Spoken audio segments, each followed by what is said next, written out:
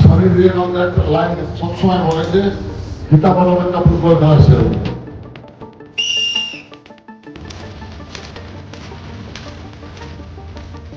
আপু অপারেশন আমরা ভয় ছিলাম যে কি হবে না হবে।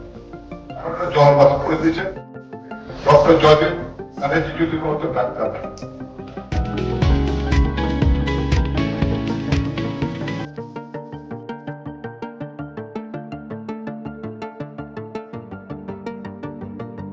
এই হচ্ছে জয়দীপ, সুতরাং আপনারা যারা অপারেশন করতে বা এই রিপ্লেসমেন্ট নিশ্চিত মনে করতে পারে এটা আমি যে অন্যভাবে বলছি তাই নয়, এটা হচ্ছে যে অনেকের চিন্তা থাকে এত কাগজে বেশি ভেবে আর কি হাঁটতে পারবি বা এখন আমার বলতে বসে হাঁটে, সুতরাং নিশ্চিত মানে জয়দীপকে নিয়ে আপনারা হাঁটে ওদের ট্রিটমেন্ট করতে পারে।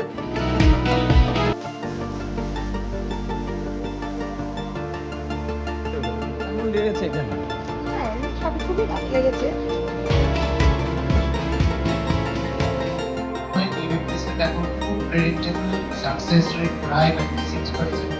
সুতরাং এই যে ব্যথা, পা ভেঙে যাওয়া, হাঁটা চলায় অসুবিধে, এমনি বসে থাকলে বা শুয়ে থাকলেও ব্যথা, রাতে ঘুম ভেঙে যায়, পা আটকে যায়, এবং একটা ভীষণ অস্বস্তিকর পরিবেশ।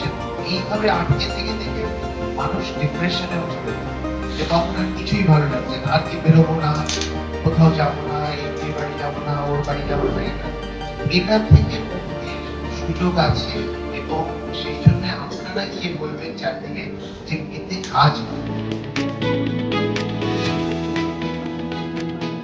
ओम सर्वे भवन्तु सुखिनः, सर्वे सन्तु निरामया, सर्वे भद्राणि पश्यन्तु, मा कश्चित् दुःख भाग भवेत्।